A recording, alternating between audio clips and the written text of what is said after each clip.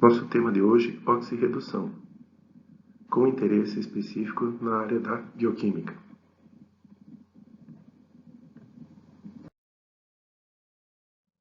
Uma das várias maneiras de se conceituar envelhecimento, tanto celular quanto orgânico, é se dizer que envelhecer é oxidar. E aí devemos lembrar de novo dos conceitos de Lavoisier, de que na natureza nada se cria, nada se perde, tudo se transforma. A oxidação extrema e rápida, proporcionada pelo fogo na madeira, faz em certa medida o mesmo que a combustão orgânica faz, com produção de moléculas menores pela quebra de ligações, com o investimento inicial de energia.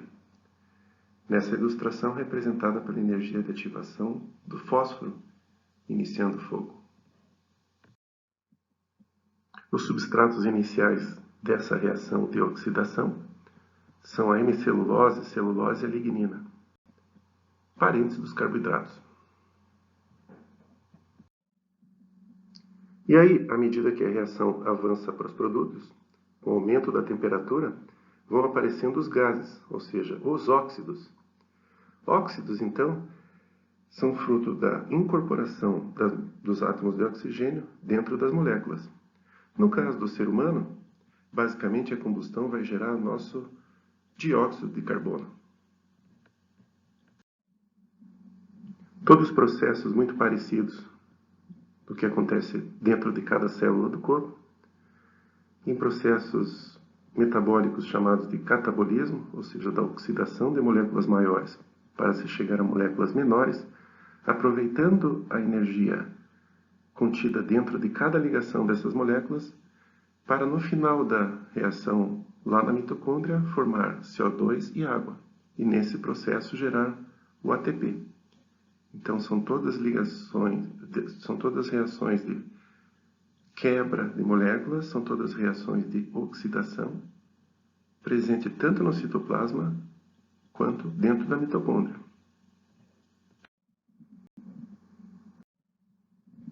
Para que você lembre sempre da definição de agente redutor e agente oxidante, lembre da palavra provoca. Porque o agente redutor é aquele que provoca a redução, e o agente oxidante é aquele que provoca oxidação. Por outro lado, o agente redutor é uma molécula que sofre oxidação e perde elétrons no processo. Já o agente oxidante, ao contrário, sofre redução e ganha elétrons no processo. Lembra, quem perde elétrons perde energia, é oxidado. Parece muito simples, parece muito fácil, mas também é muito fácil de confundir. Então, nessa ilustração que você vê, tanto o átomo A ou a molécula A, se ela cede um elétron para o átomo ou molécula B, ela está se oxidando, ou seja, ela está perdendo elétrons. Já o átomo ou molécula B está ganhando esse elétron do átomo ou molécula A. Então está sendo reduzido, está ganhando elétrons. Outro fato importante é que a oxidação e a redução não são reações que acontecem isoladamente. Sempre que há uma oxidação acontecendo, ao mesmo tempo uma redução está acontecendo. Sempre são reações que ocorrem conjuntamente. E só para lembrá-los, nessa figura, a molécula A ou o átomo A é o agente redutor, porque é ele quem provoca a redução. Ele está cedendo elétrons, então ele está sofrendo oxidação. Já o composto, seja átomo, seja molécula B, está recebendo elétrons, então ele é um agente oxidante, porque ele está provocando a oxidação. provocando a oxidação de quem? Do A, porque ele está recebendo elétrons em detrimento da molécula ou do átomo A. Ou seja, ele é um agente oxidante porque ele recebeu esse elétron e ele sofreu redução. Por isso, para evitarmos confusões futuras, devemos lembrar que sempre o agente é aquele que provoca. Se eu tenho um agente redutor, é aquele que provoca a redução. Se eu tenho um agente oxidante, é aquele que provoca a oxidação. Quem sofre é ao contrário. O agente redutor sofre oxidação. O agente oxidante sofre redução. O significado da palavra redução também pode gerar alguma confusão. Redução não quer dizer diminuição, não tem nada a ver com o tamanho das moléculas. E na bioquímica, inclusive, na maioria das vezes, as moléculas que se reduzem, elas crescem. Uma exceção é esse caso que você está vendo aqui. Na junção de duas moléculas de cisteína com a sua parte tiol, quando elas fazem a chamada oxidação, elas crescem de tamanho. Elas perdem o hidrogênio e aumentam de tamanho por juntar uma com a outra. No caso dessa redução, o que você vê é o contrário. Você tem uma quebra molecular e você tem os hidrogênios do meio se ligando aos átomos de enxofre. Apesar disso, essa é uma reação de redução. A origem do termo reduzir é mais ou menos voltar a ser o que era antes. Porque antigamente se acreditava que existia uma reação que era de oxidação e que ela poderia voltar para trás, poderia se desfazer. E esse termo reduzir, então, é desfazer a oxidação. Nessa reação da esquerda, então, se eu perdi elétrons, eu perdi átomos de hidrogênio, eu fiz uma oxidação. E para onde foram esses átomos de hidrogênio? Foram para o meio, com tendência a acidificar o meio. Na reação da direita, os produtos ganharam átomos de hidrogênio, então se tornaram mais reduzidos. E da onde vieram esses átomos de hidrogênio, ou esses prótons mais exatamente? Vieram do meio. Basicamente vieram da dissociação da molécula de água. Uma noção importantíssima para se ter tanto na química quanto na bioquímica é que o átomo de hidrogênio tem apenas um próton no seu núcleo, diferente de qualquer outro átomo. E no seu orbital ele tem apenas um elétron. A partir do momento em que esse átomo de hidrogênio se transforma em íon hidrogênio, esse elétron orbital se foi. E aí você tem apenas um próton isoladamente no interior do átomo, do antigo átomo. É por isso que o íon hidrogênio tem como sinônimo a palavra próton. Ele é apenas um próton, porque esse elétron se foi. E se foi para onde? Se foi para alguma outra molécula ou para algum outro átomo envolvido numa reação de óxido-redução. Ou seja, se esse elétron se foi desse antigo átomo de hidrogênio e foi incorporado numa molécula nova ou num átomo novo, esse átomo novo, essa molécula nova, foram reduzidos. Veja como muita coisa vital na natureza é óxido-redução. O cloroplasto, ou seja, aquela organela responsável na planta por fazer a reserva de carboidrato, ela absorve do meio o CO2, absorve do meio a água e na energia retirada do sol cria o carboidrato, ou seja, faz uma redução, faz moléculas maiores. Nós, ingerindo esse carboidrato dentro do nosso organismo, levando ao citoplasma e levando posteriormente à mitocôndria, vamos fazer processo de oxidação dessas moléculas grandes, transformando-as em moléculas menores e gerando nesse caminho o ATP. Se eu quero, por exemplo, que alguma planta como o tomate cresça de forma mais vigorosa, seja mais bem nutrida em termos de ambiente, uma das coisas que eu vou fazer é fornecer CO2. porque o processo é o contrário do nosso organismo. Com CO2, essa planta vai poder construir melhores carboidratos. Então, essencialmente no metabolismo, ou seja, nas vias metabólicas, ou as moléculas estão sendo anabolizadas, ou seja, elas estão se juntando em moléculas maiores, utilizando para isso da energia dada por alguma outra fonte, ou elas estão nas vias chamadas catabólicas, ou seja, moléculas grandes que se quebram para liberar energia para alguma outra finalidade. A partir de hoje, então, sempre que você enxergar um enorme sanduíche do Burger King, você deve enxergar um monte de moléculas reduzidas, prontas para serem oxidadas. O pão de um sanduíche, por exemplo, não é só carboidrato, mas é muito carboidrato. E a glicose é uma parte desse carboidrato. Na transformação da glicose em 2-piruvatos, ou seja, na reação da glicólise, que se faz em 10 etapas, você tem reações de oxidação acontecendo. E veja que de um lado para o outro da reação, ou seja, da glicose para os 2-piruvatos, ao se contar o número de átomos de hidrogênio, eu descasquei os hidrogênios da fórmula da glicose para chegar em 2-piruvatos. Pode fazer a conta. Além disso, o que mais eu fiz? Eu fortaleci, de uma certa maneira, a ligação dos carbonos com os oxigênios. Perceba que as ligações dos carbonos nas moléculas do piruvato são ligações duplas. Então, nesses dois processos, o que eu fiz essencialmente foi oxidar a glicose. Imagine qualquer molécula orgânica como sendo uma árvore no outono. Se você está podando os hidrogênios dessa árvore ou dessa molécula, você está oxidando. Assim como quando você está botando átomos de oxigênio nessa árvore. Quase que podemos então enxergar uma molécula oxidada com seus átomos de oxigênio reforçados.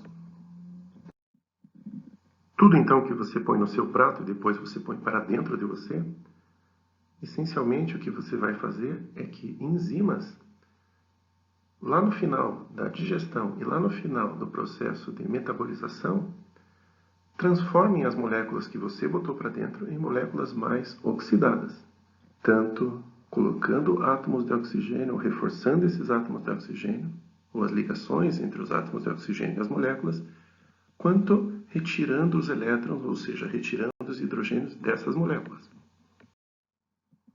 Uma outra versão do mesmo processo. Há, segundo os livros de bioquímica, 4 tipos de transferência de elétrons nos seres vivos.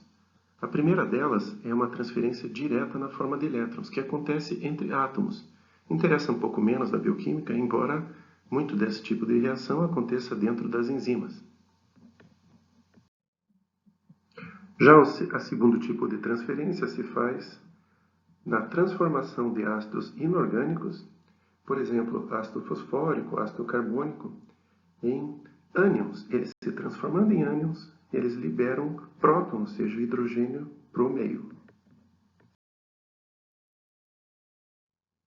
Mas certamente o tipo de transferência que você deve mais se concentrar em aprender é a transferência na forma de um íon hidreto. O que é um íon hidreto? Veja, os compostos que sofrem redução por ganho de hidrogênio sempre ganham hidreto, que é um ânion do hidrogênio, ou seja, é um próton, o H+, mais 2 elétrons. Essa é a forma básica de óxido de redução no metabolismo. Só entra hidrogênio, ou seja, só reduz, e só escapa hidrogênio, ou seja, só oxida, dessa forma. Nas oxidações por perda de hidrogênio, quem se transfere é esse chamado pacote de energia. Retira-se 2 hidrogênios do composto oxidado, um hidrogênio, um próton, é incorporado no composto reduzido, no caso NAD dessa figura, mais 2 elétrons, o que faz esse ganho energético no composto reduzido. Elétron é, então, uma energia, porque é ele que cria o chamado gradiente eletroquímico. É como se fosse o dinheiro celular. Quando em reações químicas mais comuns, o átomo de hidrogênio se transforma num próton, ou seja, quando o ácido se dissocia, temos um elétron que se escapa desse átomo de hidrogênio. Escapa para onde? Não nos importa. Já no caso do átomo de hidrogênio incorporar esse elétron nele mesmo, ele acaba se transformando num átomo associado a um elétron no seu orbital. E aí, ao contarmos os elétrons do orbital desse átomo mais esse elétron associado, temos o chamado íon hidreto. Perceba então que o íon hidreto tem uma carga negativa de 1, carga menos 1. Por quê? Porque no átomo original já tínhamos o elétron no seu orbital. Associado a esse elétron a mais, ele vai ficar com uma carga negativa. Quando você introduz hidrogênio, ou seja, introduz 2 elétrons. Essa é a barganha para criar uma ligação com hidrogênio, que de outra forma seria um átomo estável. Quando você retira, arranca esses 2 elétrons. Ou seja, no metabolismo sempre sai H-, ou seja, hidreto, acoplado na molécula agora reduzida, mais um próton, que foi roubado do seu elétron, agora com uma carga positiva. Quando entra da mesma forma. E por que essa complicação? Porque o hidreto existe nos compostos orgânicos, justamente porque o carbono associado a ele é mais eletropositivo. Ou seja, há uma proximidade de átomos muito eletronegativos, como o oxigênio e o nitrogênio principalmente, sugando essa positividade do hidrogênio.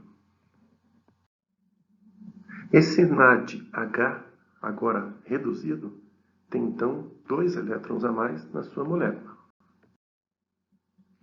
Você não precisa necessariamente lembrar de todos esses detalhes químicos na hora de pensar em oxidação e redução.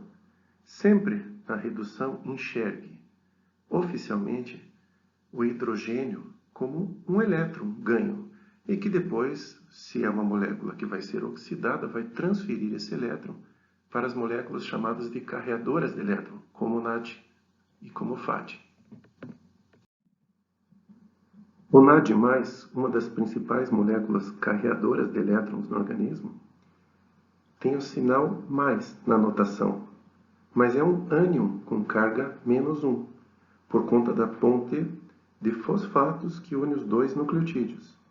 Somados essas 2 cargas negativas dos fosfatos, com a carga positiva do nitrogênio, temos a carga menos 1.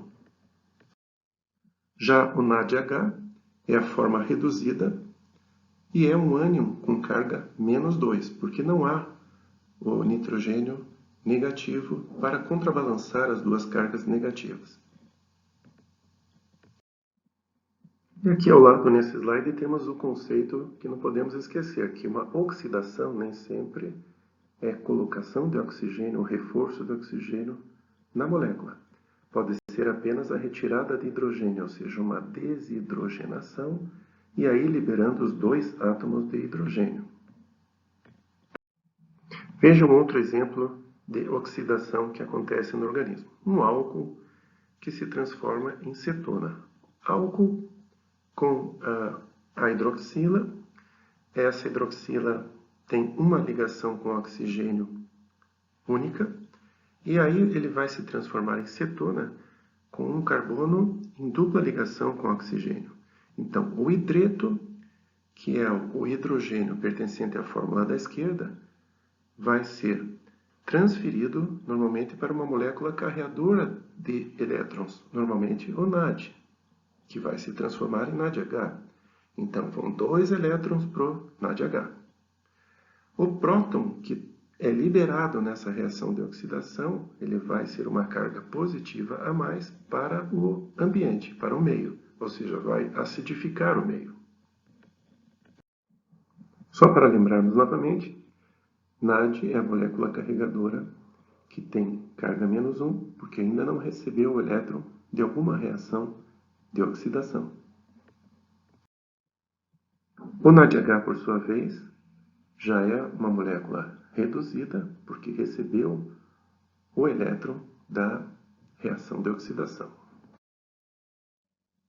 O quarto tipo de transferência eletrônica é a combustão propriamente dita.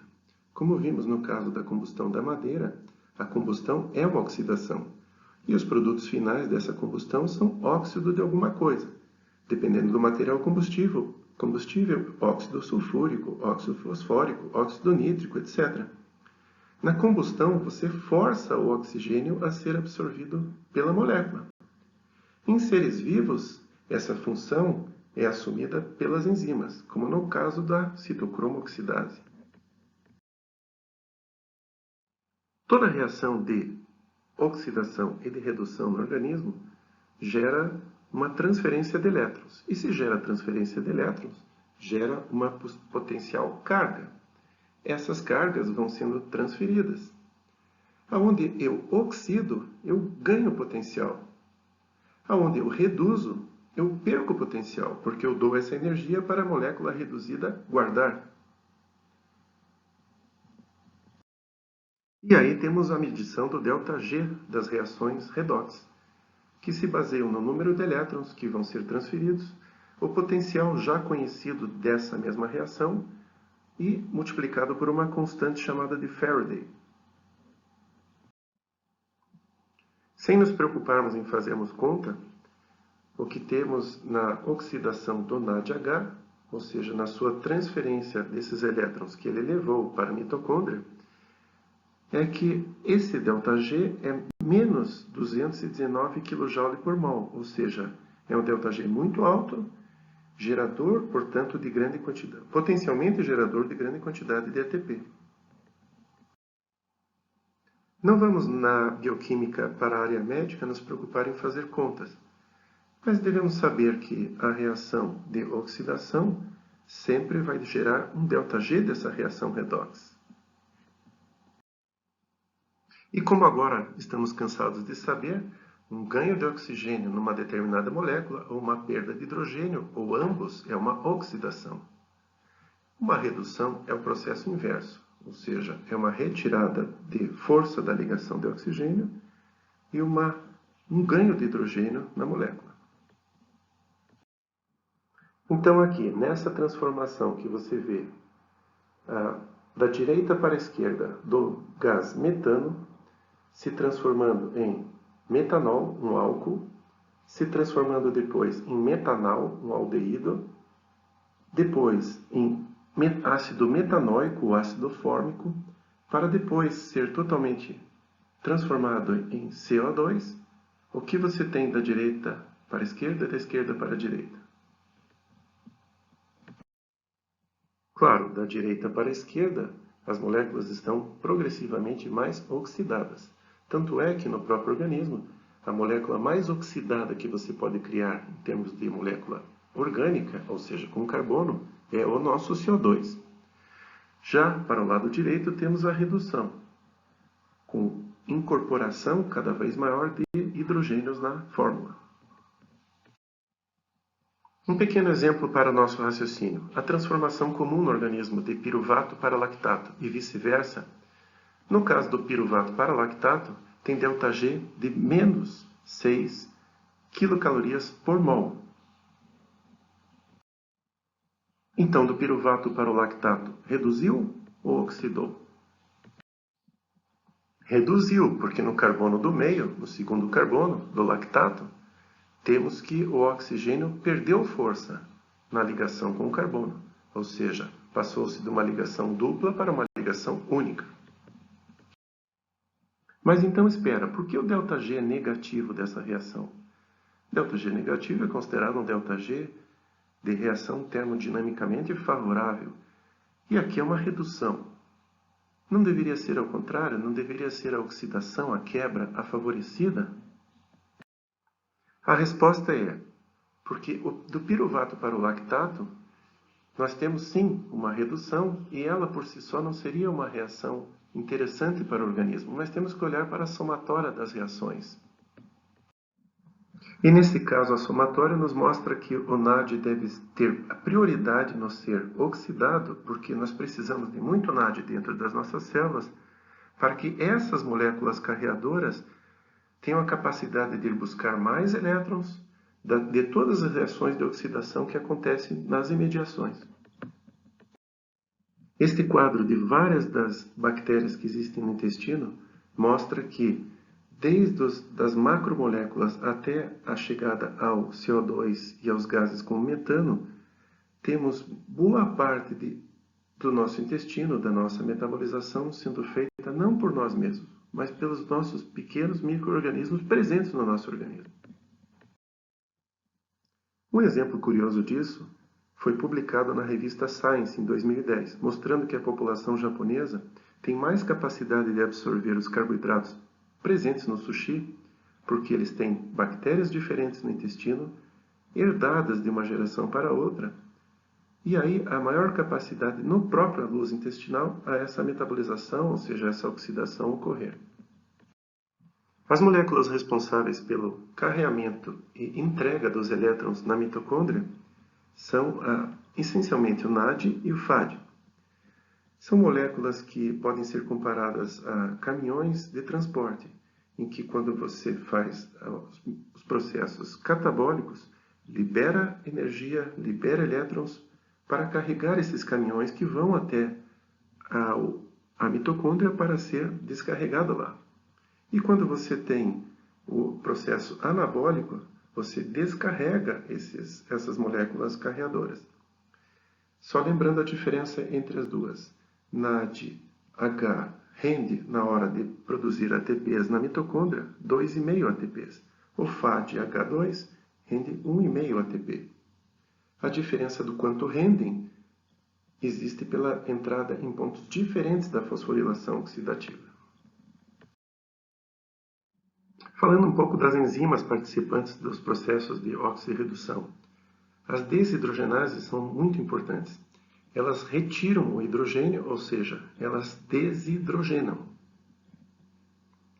E aí, elas vão ou precisar do complemento das oxidases para terminar o trabalho, ou seja, para transferirem o elétron para o oxigênio, formando água, ou em menor quantidade, peróxido de hidrogênio, ou elas vão somente usar carreadores de elétrons para a transferência desses elétrons, ou seja, de hidrogênio, de um substrato para outro, mais comumente sem utilização do oxigênio.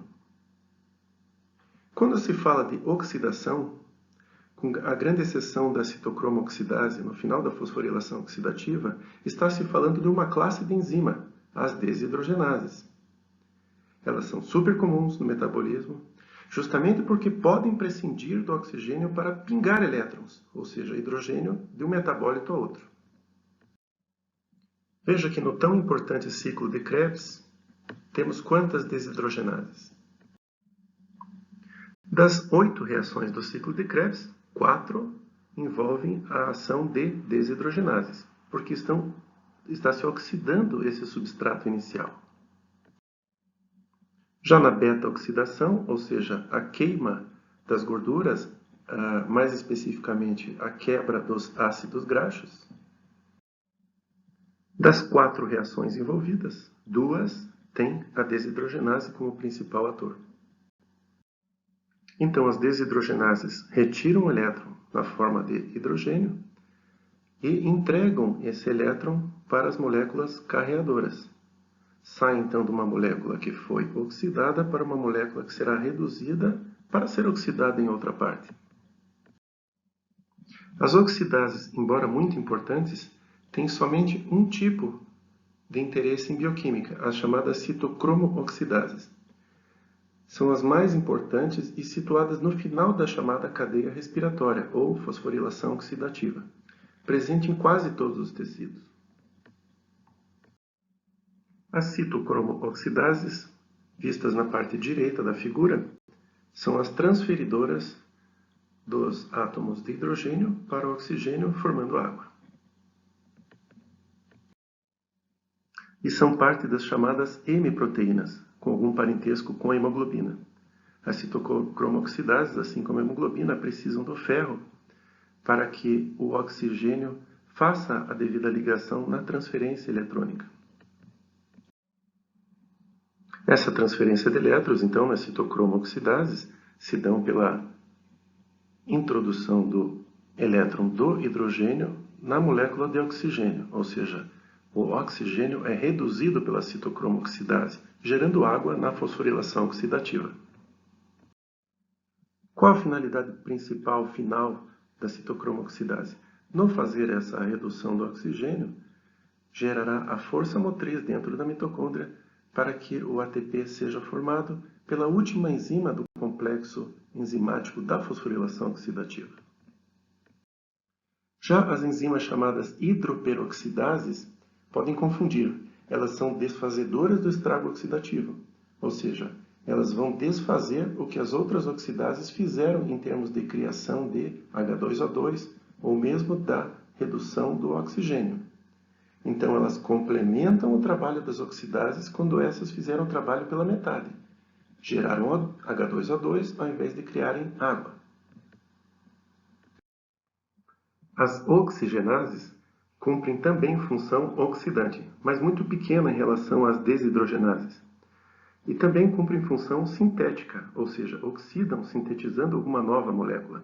São, portanto, uma exceção. Monooxigenases incorporam um átomo de oxigênio na forma de hidroxila, OH. O exemplo é a citocromo P450. Já as dioxigenases incorporam 2 oxigênios nas moléculas. Como único exemplo, temos as enzimas do gênero COX, que são enzimas ligadas a moléculas inflamatórias. Uma função super importante da citocromo P450, além da função de detoxificação, ou seja, da eliminação de algumas toxinas orgânicas, oxidando essas toxinas, é a função sintética dos tecidos sintetizadores de hormônios esteroides, a partir do colesterol. No caso desses hormônios, são as várias hidroxilases, que são oxigenases, que transformam o colesterol a progesterona inicialmente, e depois aos 3 outros hormônios, a testosterona masculina, ao cortisol e a aldosterona. A grande maioria dessas reações acontecendo no órgão suprarrenal.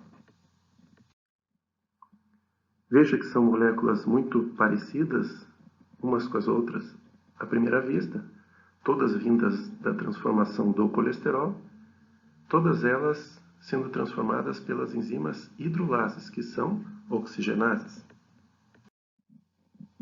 E aí agora você pode estar se perguntando, só se falou em enzimas oxidantes, existem as enzimas redutoras? São obviamente as mesmas enzimas, porque toda reação de oxidação é reação de redução para o sentido contrário. Então, as oxidases e oxigenases, desidrogenases, são todas enzimas que também realizam no sentido inverso a redução. Tenha em mente que todo o processo final das desidrogenases, ou seja, quase todo o processo catabólico e oxidativo do organismo, leva como processo final a produção de ATP na fosforilação oxidativa. E muito resumidamente, são essas as transformações. NAD carregado com elétron, NADH, vai depositar esse elétron em algum momento no processo de formação de água na fosforilação oxidativa. Assim como o FAD, H2, também vai fazer a mesma coisa. A única diferença dos dois é quanto cada um rende em termos de energia. Shakespeare, com toda a sua genialidade, num dos seus famosos sonetos, já adivinhava mais ou menos o que acontecia em termos de oxidorredução dentro do organismo.